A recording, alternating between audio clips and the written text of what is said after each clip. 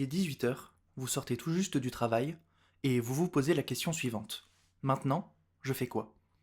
On vous a proposé un after work, mais vous avez poliment refusé. Vous pourriez aussi rentrer chez vous, mais ce n'est pas non plus une option, car en réalité, vous savez exactement ce que vous avez à faire. Vous êtes attendu dans le 12e arrondissement de Paris, au centre du quartier d'Aligre. La place d'Aligre est très populaire, avec ses commerces et son fameux marché couvert. Mais bien entendu, vous n'êtes pas là pour acheter des tomates.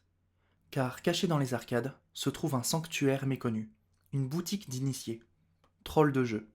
C'est ici que vous allez une fois par semaine pour en découdre.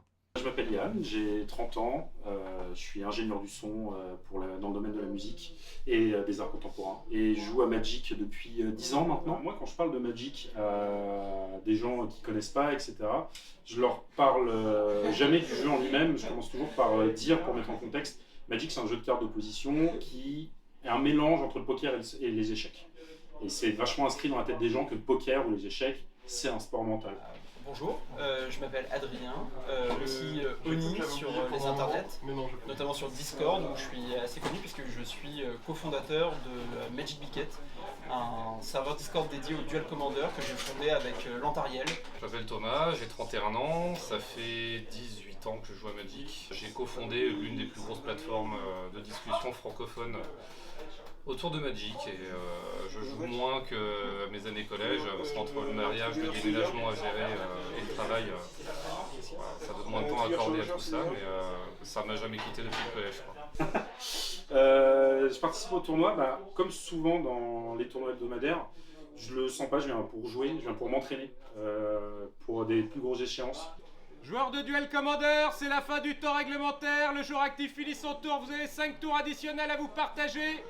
Pour moi, c'est plus un jeu depuis très longtemps, ça fait 10 ans que j'y joue. Ça démarrait comme un jeu avec mes collègues, etc. Et j'ai très vite été mordu à l'aspect stratégie. Magic, c'est un jeu de cartes qui s'inspire de ces deux-là. Ça a une grosse inspiration de Donjons et Dragons de base. Et c'est un jeu de société. Et le mot il est un peu galvaudé aujourd'hui, mais dans le jeu de société, il y a vraiment se retrouver en société pour jouer. Quand il y a des barrières de la langue, c'est des choses que je ne retrouve pas en jouant à Magic. L'aspect communautaire du jeu, il est hyper fort. Mark Rosewater, qui est le lead designer de Magic depuis très longtemps, il y a un truc très intéressant qu'il expliquait, c'est que le matériel que tu rapportes pour jouer à Magic, il raconte quelque chose sur toi. Le choix de tes cartes, quelles illustrations tu choisis. Il allait même plus loin en disant que le matériel qu'on choisit, quels sleeves on choisit, quelle protection de cartes on choisit, quels dés on amène. Moi j'amène des dés très lourds que j'aime beaucoup, que je trouve agréable à manipuler. Ça raconte forcément quelque chose sur moi, un peu comme la réalisation d'une œuvre raconte quelque chose sur son créateur. Malheureusement, le moi du passé qui a écrit et enregistré ces quelques mots ne saura jamais l'issue du tournoi. Est-ce Oni qui a remporté le prix? Ou alors Yann? Lantariel peut-être? Mais vous, qui avez pénétré dans cette boutique après le travail et qui avez tout vu, la prochaine fois que vous sortirez du travail à 18 h, je vous invite à vous poser la question suivante. Maintenant, on joue quand?